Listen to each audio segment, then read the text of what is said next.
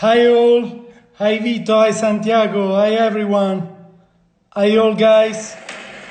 How are you? How are you guys? Hello, hello, Sofia. Hello, Kine. Hello, everyone. Hello, guys. How are you? How are you? Ready to join this amazing live? We today host the long time friend of the filmmakers world, Jonathan Belinski, one of the best DP in the world. You can see your showreel, the showreel of Jonathan below. You can ask anything. We collected already the question we received, and we are going live with him in a couple of minutes. I just would love to introduce in the best way Jonathan, multiple Emmy Award winning director of photography. He has two studios in Los Angeles and New York City. He worked in the sport niche mostly, in the Super Bowl, World Cup Soccer, UFC, trailers for Conor McGregor, Ronda Rousey, a lot of work for Tiger Woods and many others, also for artists like Lady Gaga, Taylor Swift, Jay-Z, and really many others. I need like 1 hour only to mention all the work of Jonathan. You can see many words in his showreel now. And I think we can start. I invite Jonathan now. Thanks so much to join, guys. Hope you are good. Just the time that Jonathan joined the live. And we are so close to start. Hey, how's it going, guys? Perfect. We are All pretty right. good. I will fix my camera. Sorry, guys. I'm not used to this being the way we have to communicate nowadays, but Yeah, it's perfect. all Perfect. right, perfect. We received really tons of questions. We are live. There's already 330 people connected now. Well, I Really got all amazing. day. Let's do it. Yeah, we will going break down the specific work of the post we did today and the post we did a couple of weeks ago. Thanks so much again, Jonathan, to dive in this specific work. Many people asked a lot of things on this specific scene.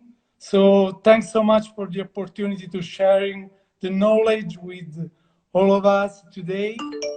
And I would love to start with the first one question about the strobes. Strobes Ha. at the side of the airplane setup. Yeah, so you guys are very astute, man. You guys are super critical. I appreciate that, though. It's good to be a perfectionist.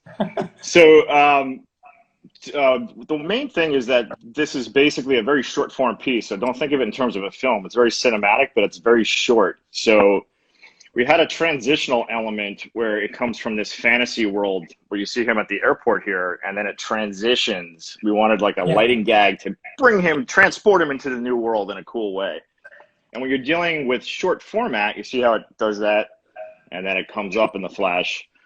Yeah. That was one of the main reasons, and then it was to kind of get a supernatural sort of heightened reality kind of theatrical effect. And then also, if you're on an airplane, there's some undulations of lighting and things and gags, and we went for a little theatrical. Maybe I overdid it, you know. We all make mistakes. Maybe I overdid it, but if you watch the final version, it's actually very subtle, and it trails off as it goes further back in the plane. It was really just in the front of the plane. And when you watch the BTS, you're seeing the flashing much brighter than it actually is in the final version. So, or I just screwed up. It's okay, guys. Sometimes you take risks, you know. I'd rather fail miserably and try to do something cool. I encourage you to do the same thing. I forgot to ask you, what about the narrative choices at beginning of this work? Can you hear me? Yeah, so it's very short format. It's a very cool story. This was for NFL 100. Is for the Super Bowl. So we had to tell a really cool story in a very short amount of time. So we basically wanted to make it feel very alive, with a vintage feel and a little bit of theatricality to it. And it's a really cool thing the NFL is doing to celebrate 100 years, and they're telling some of the stories of what founded it. So we wanted to do justice to that. And my major influence for this was actually Goodfellas, one of my favorite films, just the way the camera moves, the way we lit it, you know, minus some of the theatricality, which you guys all slammed me for, and I'll accept that. Yeah, so we just wanted to do justice. We wanted to move the camera in cool ways. We wanted to feel dynamic, but yet vintage, but a little bit fantasy world, because we're going back in time. And, you know, we wanted the camera moving as much as possible, but motivated movement, not just for the sake of it. Yeah. And yes, so that was basically the thing. And we wanted as many little cool transitions to do it, to tell the story quickly, because you have a short amount of time. So keep it interesting. Yeah, because also people think on big production, you have every time a lot of time to shoot, to think, overthink. Yes, yes. Everyone think that it's easy on the other side. Oh, I know. I understand it. So I've learned to stop being what we call a Monday morning quarterback and critique other people's work sometimes, because I don't know what they were up against. You know, often you just have very little time with talent, and that doesn't matter if it's a multi-million-dollar production or a shorter form thing. These guys have a lot of obligations. Their PR person might tell them, you have them for 30 minutes and you're trying to get them through 3 or 4 sets.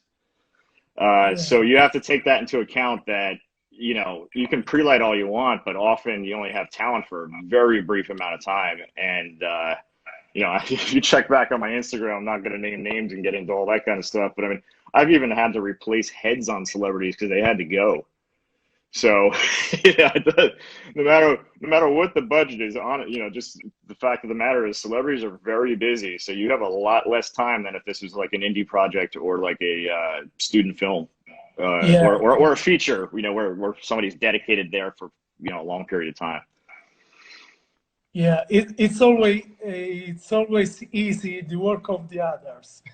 This is the you would never know unless you did this. It's sometimes shocking. I mean, you know, you do the intro of the Super Bowl or something, and they're going to tell you that the main superstar of the NFL, like, you have him for 8 minutes and you have to get him through 3 sets. Yeah. I'm not even kidding. Like, so you do a lot of planning, and you got to make sure you got to come away with a shoot. So, you know, the more aggressive you get, the more you're risking getting the shoot, you know, supplying something. So the more chances you take, which we took a lot. What setup you used for this specific work? Many people asked about the lens used for this specific scene. If you want to talk more about the whole setup and of course also the lighting choices you did. Sure. Well, it's kind of broad, but like lenses, I mean, these are my favorite lenses, and, you know, it's definitely the right choice for this. This is a Leica Semicron. They're just awesome because they're barrel and weight matched. They're the exact same size. Like, here, I have another one here. You know, if you can see them, they're roughly the same size, same weight, and they're made by Leica, so they're beautiful. So, you know, I own a set of these, not by accident, by choice, but it's awesome because you can have it on the gimbal. You can change lenses so fast, very fast lens, T2. It's beautiful, wide open, and in like a tight, cramped space like this too, you want the best glass you can get that's small. Because, you know, I'm like trying to get down the aisle with the Movi and like bumping into things, and, you know, it's shit got real. Am I allowed to curse on this? I'm sorry, but you know, it was a challenge. It was definitely a challenge, and those lenses also focus very tight, which is helpful in cramped spaces. And yeah, so in terms of actual lens choices, I'm going to say it was mostly between I was mostly between a 25 and a 50. We kept it kind of wider to let it breathe, take in the environment. I didn't do a lot of telephoto, maybe just some of the close-ups. Okay. Guys, if you have any further question, use the question mark below, the button below, so I can see really better, because during the conversation, it's hard to select also the question, okay? I talked too long. I'm sorry, guys. Just cut me off. Yeah. There's a question we collected previously about the CGI. I always thought stuff like this was CGI. Now you see me here, and now I'm over there. I think about the the talent that go in the other place of the airplane. Someone thought it was CGI. Oh, well, I mean that where's the fun in that? Whenever you can do it practically, you know, we got in this to have fun, right? When it's practical, it has that organic kind of feel to it. Of course, we could have done it CGI. In this case, you also have to understand that like we're shooting basically like a mini movie, and it has to turn around in like 3 days in air. So it's very challenging. So the more post work you do, that's one thing. In this case, not always, but also I just like the organic feel. I like the kind of the mistakes, so to speak. You know, somebody said they saw a shadow or this or that. I like that the set feels alive and that the camera moves aren't always so perfect. It just feels more real, and that was kind of the vibe we were going for on this, where it's like part cinema and part like you're really there. You know, and warts and all. I've learned to give up on trying to be so No, it's gone again. amazing camera move. Okay. Just waiting the signal if it's okay. I'm back. Oh, Look at back, that. back. Staring. It's weird to stare at myself. I'm used to being on the other side. Am I having a good hair day, guys? I don't really know. My wife's cutting my hair now. Can you hear me? Yeah. Great. Can I hear you? Great. Okay, I get it. Donnie, producer. No problem. No Okay. problem. So, sorry, I forgot where I was. Hello. So there's another one question about what to avoid and set lighting properly in a scene like this set. And if something goes wrong, how to fix noisy images after the shot. There's a couple of questions about the noise and the proper lighting.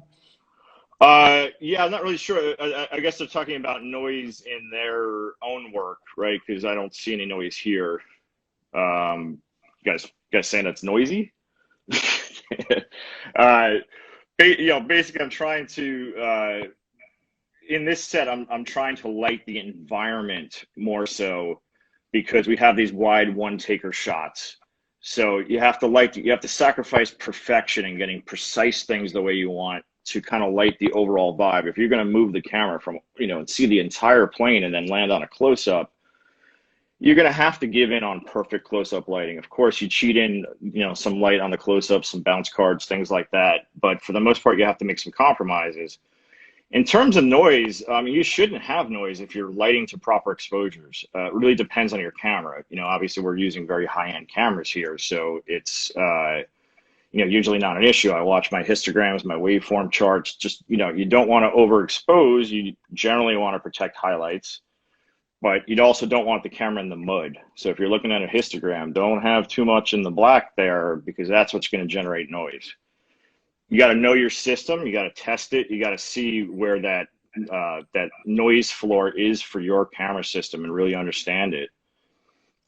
Very specific to each camera. And then most importantly, something a lot of people neglect is that if I'm shooting, like this was shot largely on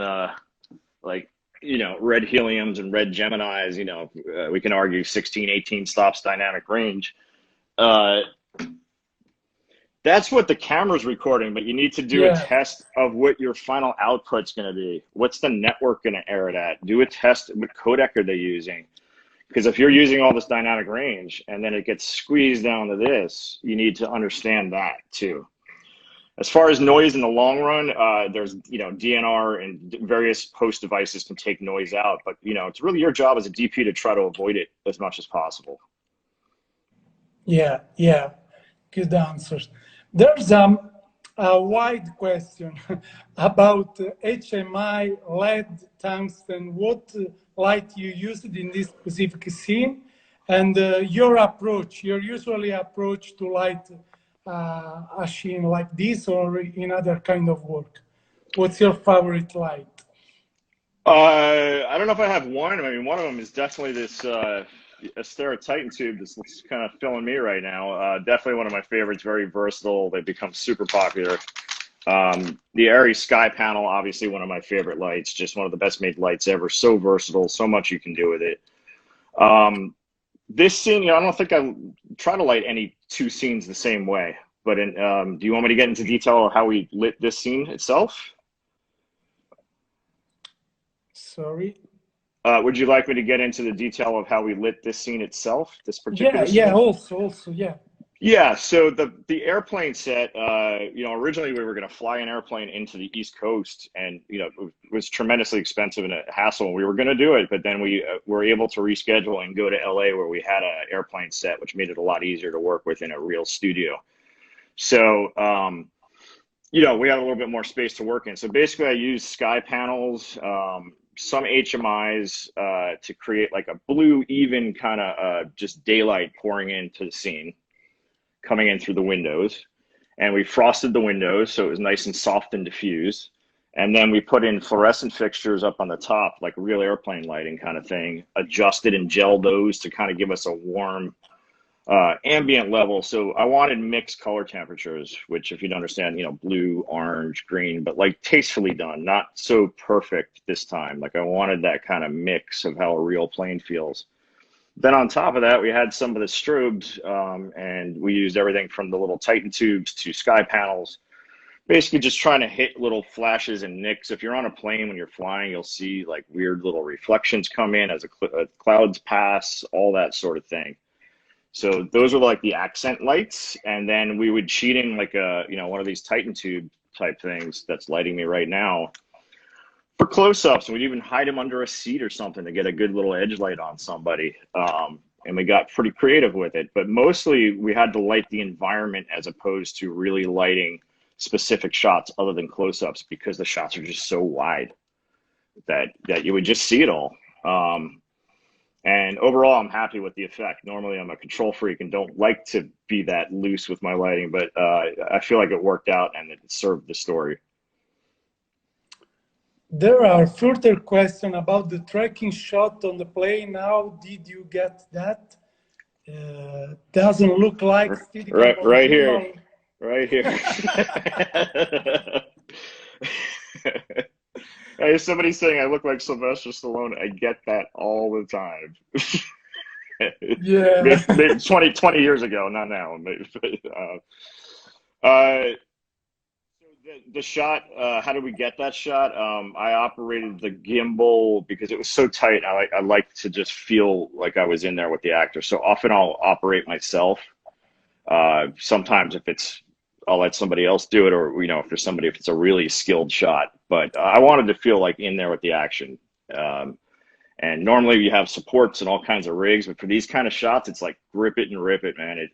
The best results with a gimbal are no support at all until you hit fatigue. And I just had no room. I was like this, and you can see I'm not exactly a skinny guy here.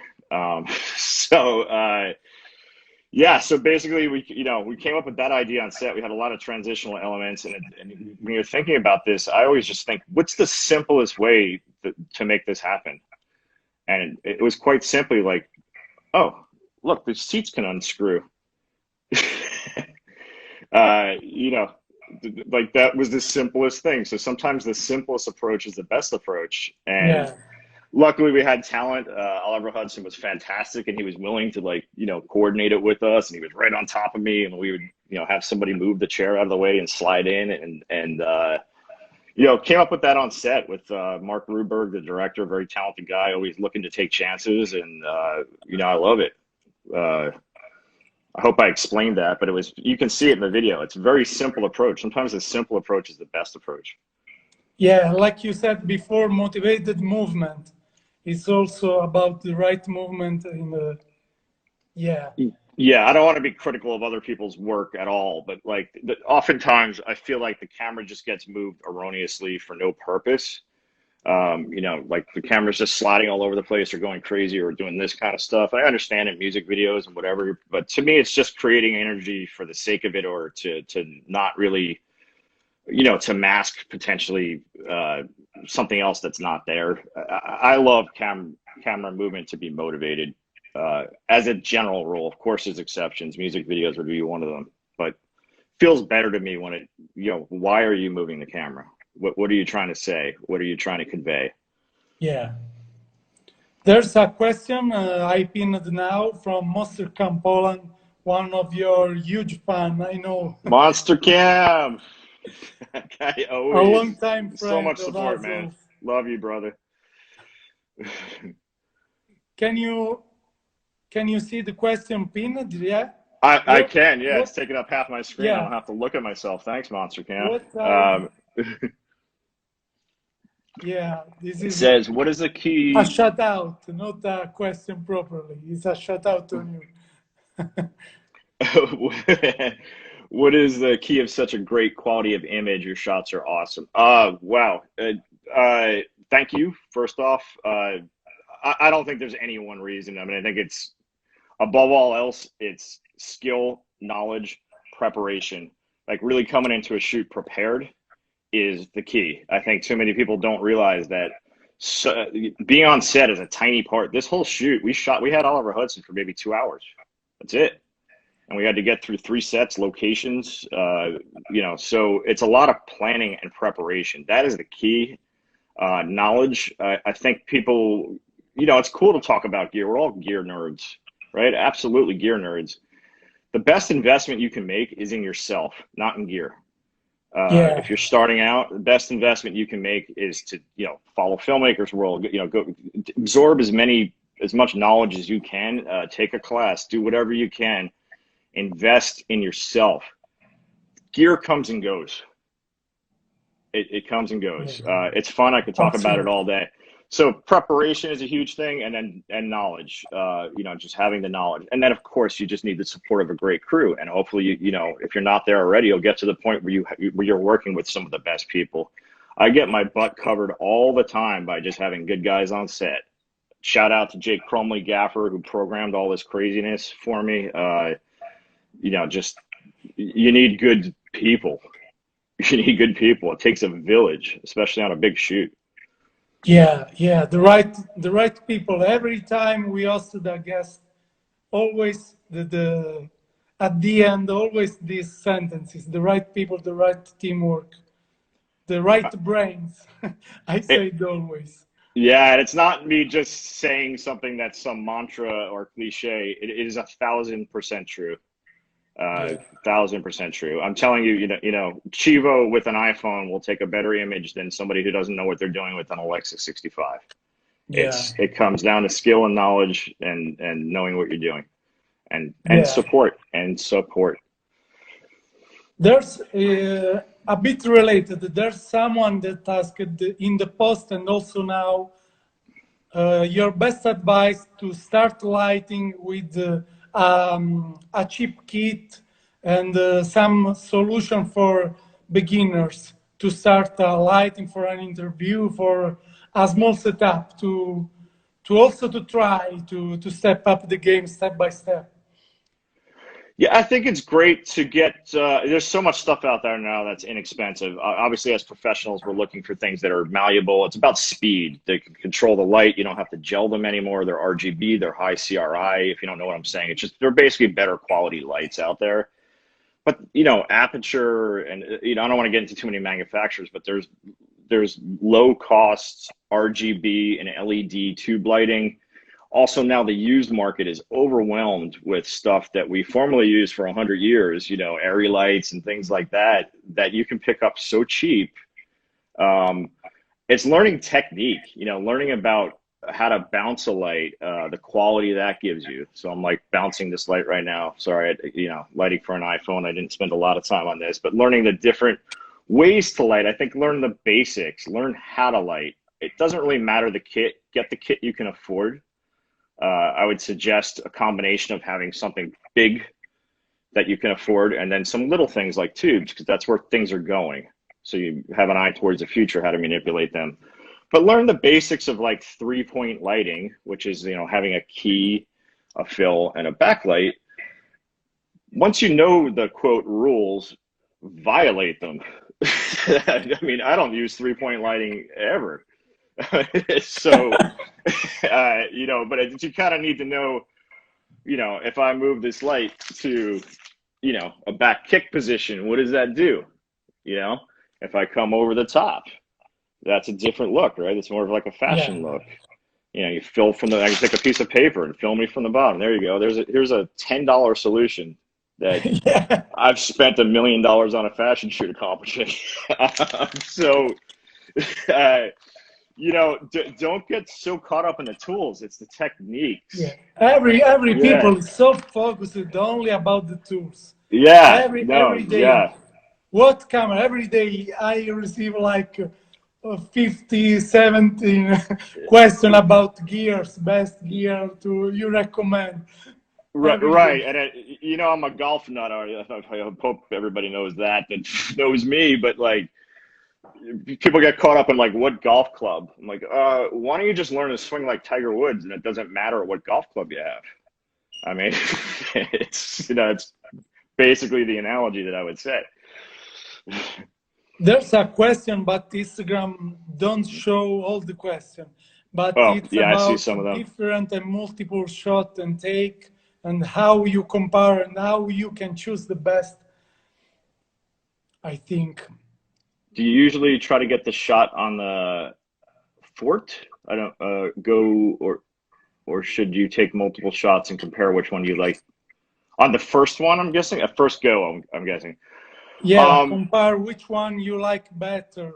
So, performance wins. So when you're doing like a one-taker type thing, like if we're specifically talking about this very complicated move where the chair got removed and he pops in and magically appears and all that, that you have to do a lot of takes because there's so many variables where you might get it on the first take or you might get it on the 30th.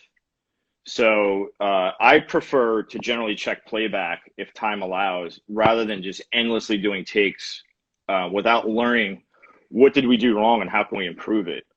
Because if you just keep doing takes and takes and takes and you're not fixing what the issue is, you're not really getting anywhere. But these kind of things take a lot of takes because, the guy looks this way, focus, Carter Kovacs, my AC, awesome job on focus. Focus is razor thin. It could be a mistake with that. It could be a performance related issue. I could bump into something. So you do a lot of takes and, I don't necessarily get a say in which one is best for lighting. It's performance is going to win. Yeah. So, and you have to give that up, and that's the way it is. There's a question a bit related about the planning for the post-production. Do you plan before how you manage the post-production, or you manage everything after the shoot? That's a great question. I mean, normally it depends on my involvement in the post-production.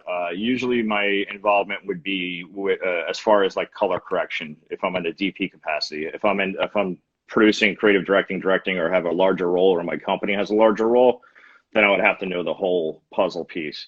But as a DP, if I'm in that role, which I usually am, like in this case, my involvement is basically, I color corrected this myself. I'm sure there were some tweaks in the end, but I did the color correction. That's where my involvement ended. And then I just followed up with the producer and director to make sure that, and the editor, Craig Russo, who did a fantastic job just to make sure that they were seeing all the color we did and, that sort of thing.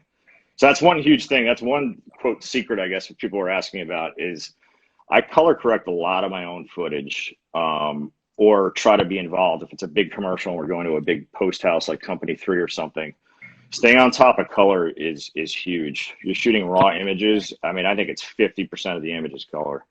Yeah, absolutely. Absolutely. I remember one story you gone with Brian Smoller, right? I remember. Yeah, he's fantastic. Yeah, I work with him quite a bit. Yeah. Huge fan of the page. We love his work so much. Yeah, he's great. All the Company 3 members are really awesome. When we have the time and the budget, he's always my first call. But a lot of times these things are very short turnaround. And it's, I'll put the color in after the shoot as like a reference. Sometimes they'll use it completely, or sometimes there'll be a final tweak.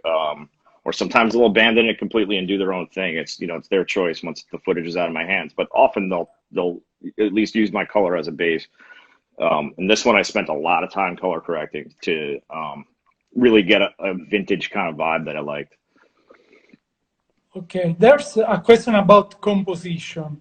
If you Hmm. want to enlarge the reply talking about your process in your work, if you start from the scratch, if you start from a storyboard, or if you, I know that usually you do extra shot during the set if you can see different angle, different point of view. Let's talking about composition, how you manage everything in this way. Are we talking specific to this scene or just generally speaking? For me, generally, but if you wanna Okay. start from this scene, you feel free. I mean, composition's obviously a huge component and one of the major components of filmmaking in general. I think normally, depending on the project, I love having storyboards because it's better to have a blueprint and then not stick to it than to have no plan at all. Um, but on set, serendipity happens. That chair moves thing, we came up with that on set. So always allow the improvisational element, but have a plan. And if it's a big commercial and there's a lot of CGI and we did something recently. We had a one taker, the 360 with a pulley system flies up overhead 100 feet in the air. Like those kind of things need to be mapped out, especially if there's a CGI element involved or something super complicated. You got to stick to the script there. Something like this, where you have a little bit more room to maneuver, I think, I use Goodfellas as my reference for this. I watched it like 20 times. I've seen it probably 1,000 times. And that was my reference for it. And I just like the way Scorsese moves the camera. I like the way the shots where, the girl's sniffing cocaine and the camera comes right up. And, the way that like the whole thing played out. So that was my inspiration for compositional elements for this one. Generally, I stick to the general guidelines, which is, you want like, your look, the rule of thirds. Like if you want look space, this was in widescreen. I like utilizing that look space. I should be top third of the frame, rule of thirds. So start with the basics, where it's like you divide the screen into 3 sections like that. You want that top third to be the eye line. Lots of look space. We're 235. We're anamorphic here. Not anamorphic, but we're widescrreen.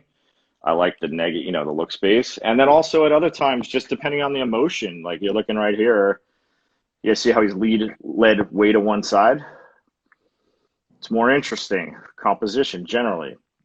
And then we centered where appropriate, because when it becomes centered, very Stanley Kubrick and lots of other guys, it catches your attention because it stands out. Like this is a moment. All the other framing has been very traditional, using the edges of the frame and using the rule of thirds. And then you have this very centered shot all of a sudden, which is his reaction shot somewhere in here. And it catches your attention because it's changed the rhythm of it. Absolutely. I I'm really blabber on, obsessed. guys. I blabber on. I'm really sorry. I'm really obsessed about composition every time. I love to stay so precise when I shoot something, but I don't show nothing anymore from this project and my kid. It's really the last video I did 1 year ago. Holy shit. Your English is amazing, man. Next time I'll do it in Italian, and this will be a disaster. Yeah. There's a quick, but be quick about this. Have a go-to light setup about the. No, I absolutely don't. I would just say that the most common lights, desert island. I'd like to have an HMI. I'd like to have a sky panel, and I'd like to have a Titan RGB tube. Would probably be the 3 lights that I find the most versatile. But there's Okay. no one setup at all. I also will say this, people get very focused on the lights themselves. I tend to often not use a lot of lights, but use a lot more grip. Sometimes I'm trying to get that single source look. I might only use 1 light, but I'll have 20 bounces, reflectors, things controlling it. So, don't worry about the number of fixtures so much. Sometimes you can use 1 light and then manipulate it in a million different ways. If you have talented Yeah. grips, they can make magic. I think a lot of people don't give grips enough credit as to how much they are part of the lighting process. It's astounding. Sometimes I make it a challenge. We're using one light. That's the look we want. And it's like, let's fill and bounce it. And that's, you know, often how the world really is. Sometimes there only is one source. Absolutely. It would be great if you have a bit of spare time, one time on your set, to show something in this way. Some examples of reflecting, of bouncing, and show people directly in a quick live. If you have some spare time on your No problem, man. I'll activity. just tell Clint Eastwood, hold on, man. I got to do an Instagram video. Hold on. No, I'll try. Yeah, for 100%. It just has to be the right shoot, obviously. Yeah. I can't lose my job, man. Also a quick moment after your setting. Also a quick moment. Right. And I would love also to know, since you work with a lot of talent, for those are connected only now, Jonathan worked with a lot of big project in the sports with Tiger Woods. I saw also with the legend Mike Tyson, with lot of talents in a really tiny times. So we Well, talked before. you, Yeah, you say I look like yeah, Sylvester Stallone. I'm not so yeah. much anymore, but How hard is manage people like Stallone, like the famous people? How hard is manage the talent? I hope everybody got a good look at my COVID gut there. You know, it all depends. For the most part, everybody's been very professional I've worked with. I mean, sure, do people have bad days? 100%. You just got to understand that they have very little time and everybody wants something from them, especially the really big stars, movie stars and things like that. But for the most part, they're professional. And if you treat them professionally, you're going to get the same in kind. And I know I've answered this question many times before. I wish I had a new spin on it. It's just, you have to have confidence too. You know, people don't want you to be afraid of them. They're not going to respond to you that way. Well, if you show fear, if you're acting as if you're not confident, you know what to do. It's, you know, I like to be very respectful of people's time. And, you know, listen, if we don't need a second, third, fourth, fifth take for no reason, you just skip it, because you have to be understanding that you have to walk away with a shoot. If you have a limited amount of time, you got to get through things. So for the most part, I've had really good experiences. Some people are super collaborative. They really want to get, you know, one good trick too is if you're doing something really cool, you know, show the talent or have the director show the talent what you're doing, and it makes them understand, because, you know, often their publicist is just telling them, you got to be here at this time, and they don't even really know what they're doing necessarily. Their schedules are so busy. If they see the quality and caliber that you're doing, they're more interested, generally speaking. It's just human nature. It's like, oh, this is going to be something cool. I'm going to give a little extra effort. So generally, I've had good experiences. I could tell you bad experiences, but we're not going to do that here. Yeah. But for the most part, it's been great. Yeah, great reply. There's another one from Moscom about exposure. Do you change ISO in post, or you always shot on native ISO in perfect exposure? When I have the time on set, when I'm the luxury of a controlled set where we have all the, you know, I try to find the exposure that I like for the camera. You know, the differences between my Geminis, my Heliums, you know, I'm mostly shooting red. You have to understand your camera system, but I like to find the place where I'm going to get the least signal to noise ratio, get the most dynamic range. It's about knowing and testing your camera. So I like to keep the ISO stable, and then, you know, use filters, ND filters and things like that to control the rest of it. So that when I get into post, if I'm creating LUTs or doing whatever I am, I have a very stable image. I'm not constantly having to adjust.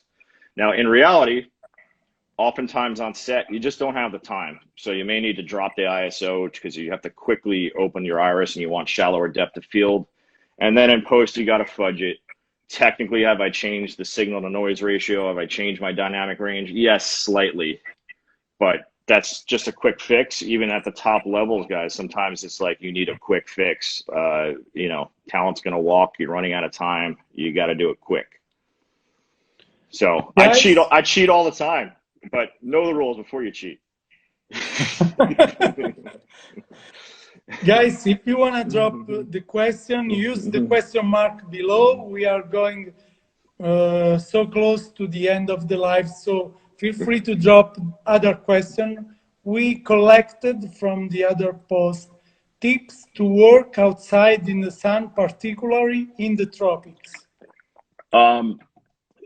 Take care of yourself first. No joke. I had sun poisoning once, and almost had to end the shoot, like collapsed. Take care of the gear. Make sure your ACs are contending with moisture, and the fact that the camera could potentially overheat or perform badly. There was questions about noise. Noise can result from the camera overheating and a bad black balance and things like that. On top of that, pick your wide shots. Pick the time of day that works for you. If you need to get a wide shot, in very bright sun type situations, keep your talent backlit or pick the time of day that works for you, like later in the day or earlier in the morning. Because you can shoot close-ups all day by putting overhead silks, keeping your talent backlit, using bounce cards. You can get a lot of your tight stuff. I just vogued for you there. But for your wide shots, you're not going to have a lot of control over that. So you got to pick the time of day, get your wides in, and then cheat your close-ups, put guys in shade, do things. Oh, okay. Probably spam. There's some trouble in the connection sometimes. So yeah, that was the tropics question. Yeah. Hope I answered some of that. There's another question about outdoor scenes in the dark with a campfire. How can I reduce the noise? Yeah, so it's going to be very specific to your camera system. Obviously, the more sophisticated and the more dynamic range your camera has, the better. If your camera, like a Red, has dual ISOs where you can record, at 400 ISO and then also at 2000 ISO, you can kind of massage those images together. That's a beautiful thing. Now, assuming you don't have a high-end camera, well, just to speak on that dual ISO thing, Stanley Kubrick in The Shining, his DP did a exposure for the fire because he wanted a really bright fire. This was on film, so you opened up the exposure to get a very bright fire, and then he re-exposed the film for the actual scene, reshot the film again in the same static shot. That's the infancy of dual ISOs. Now we can do that on the cameras itself. So you can set one exposure level, and then another exposure level for the fire, combine the two. If you don't have that option, know your camera system, know where it gets noisy. How far can you push that ISO? I don't like a lot of artificial light in fire scenes, but it depends. I think the best results I've gotten are using bounce cards and hiding little things just outside the shot to reflect the fire back. If you really have a noisy image, use things like these tubes. You can use a 9 light bounced into a big bounce source. You can use flicker boxes. You can do it old school with a Variac and create a little undulation of the fire to fill in your talent. Lighting the background is another thing you can do because that's going to get so noisy, but backlight it and keep it subtle. You don't want it to feel like an overlit nighttime. You want to just have a little detail to reduce your noise so it's not just a fire in a sea of black. The only other thing I could tell you is if you want to get really creative, shoot your wide shots, like I was mentioning in the tropics, shoot your wide shots sort of at dusk where you need this wide, and you can kind of fake that for night. And then once you're in the close-up world, well, then it's easy to get bounce cards and stuff and use the real firelight. I think when you use artificial lighting, I know everybody's ripping on my strobes here, but this is a different reason. You have too much fire flicker or like TV flicker, it starts to look hokey in a narrative structure. So less is more with the undulation of lighting and stuff in a fire scene. Okay, guys, I am reading a lot of questions about film school or not. Jonathan already did for us another one live Q&A you can find on the YouTube channel. Link is in bio, and you can find all the experience we hosted. And there's a lot of feedback about film school or not. You can find also the opinion of Jonathan again in the pinned highlight. There's another one poll we did months ago about film school or not. So I think this time we can skip about this, okay? Or if you want to share quickly your opinion, we are so close to the hour. Okay, I'm getting the walk-off music. I get it. The Oscars. I think film school is very valuable, 100% valuable, but it's very expensive. It's not the only way to do it. If you want to be a DP, you do not have to go to film school. You can teach yourself. You can get on set. You can experiment yourself. You can do things like this. That's my opinion. You can go either way. I went to NYU. I went to film school. It helped me make contacts. It gave me a head start. But it's not the only way. Think of the financial investment and weigh those options for yourself. Absolutely, I agree totally. Because it depends also by the teacher, by the how are you in that specific moment of your life, how you learn in that moment. It depends by a lot of variables. It's not the only way, but it's a way for sure. Correct. Definitely, if you can afford it and it's worthwhile to you, go for it. But there are other ways. You don't have to go. Yeah. For example, I'm super curious about every kind of visual art, but my worst experience was the university on how I approached no for the university, because in that period of my life I was taken from other things, other approach, because the approach of the university at that time I don't love it. But now with the internet you can select the source, and a lot of things. So it's only, in my opinion, about the right people. You said at the beginning, the right people you follow, the right people you can working with.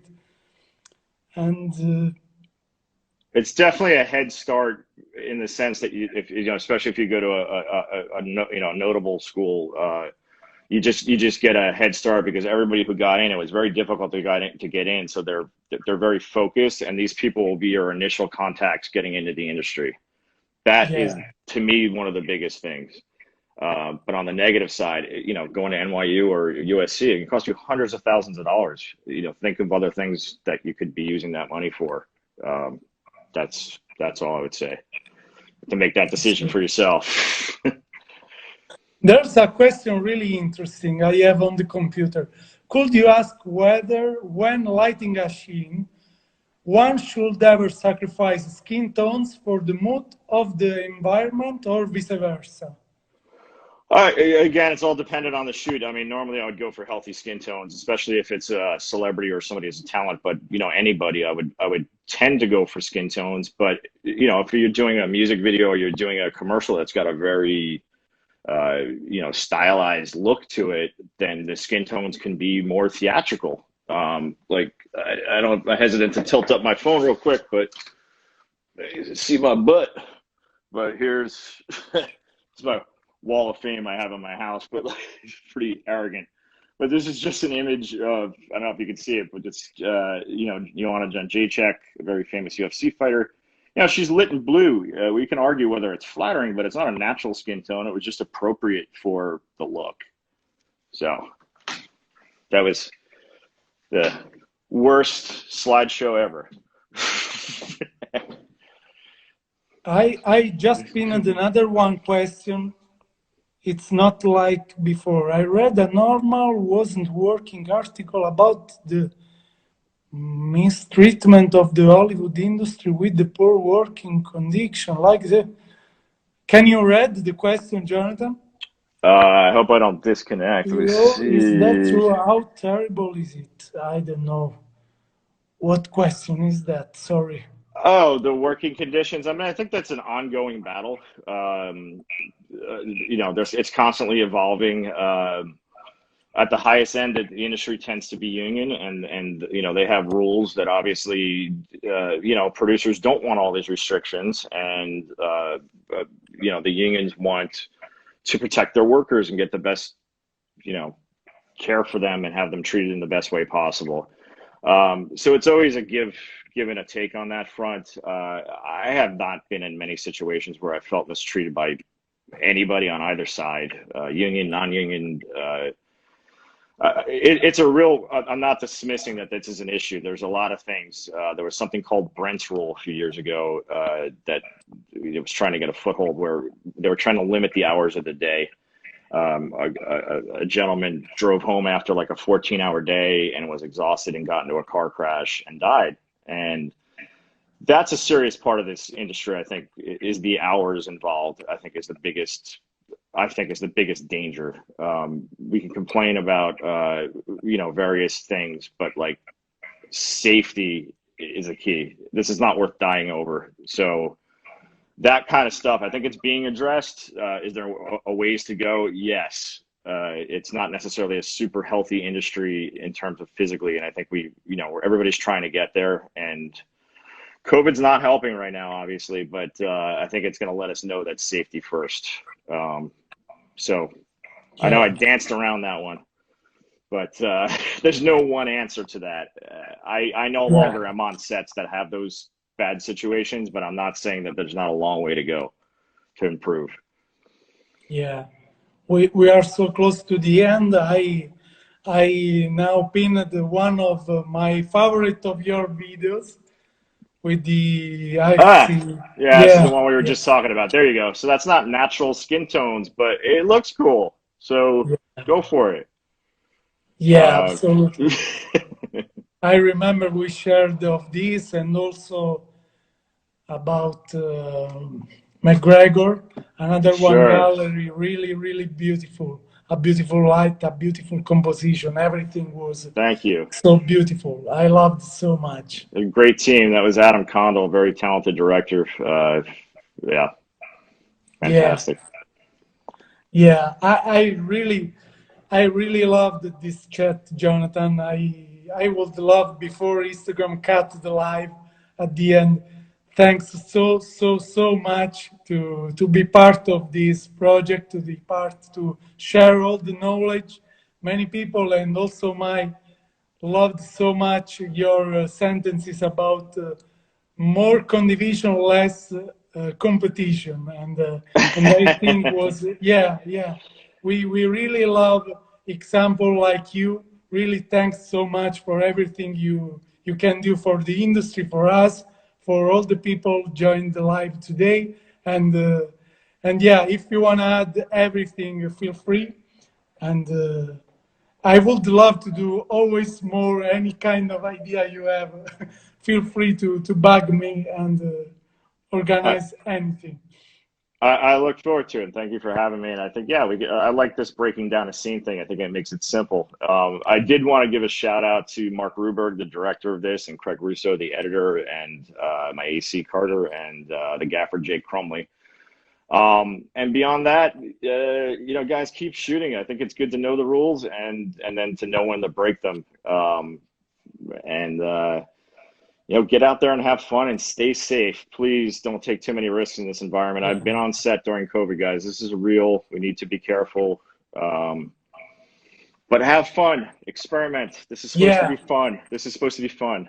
Also, remind yourself that. Also, Tom, Lawrence Sher give to everyone a great example to shoot at home. And there's really a lot of things to do also at home. So, So, Jonathan, really, thanks really so much. In a couple of days, guys, we will upload this episode on the YouTube channel. So don't miss to subscribe. Link is in bio. And stay tuned, because we are working on a lot of things. And maybe we can have the VFX supervisor of Game of Thrones in next week, maybe. So stay tuned. Thanks again so much, Jonathan, and talk soon on the new one. Okay? All right. Thanks so much, man. Thanks for having me, and bye, guys. Good luck out there. Yeah. Bye-bye to everyone. Thanks again.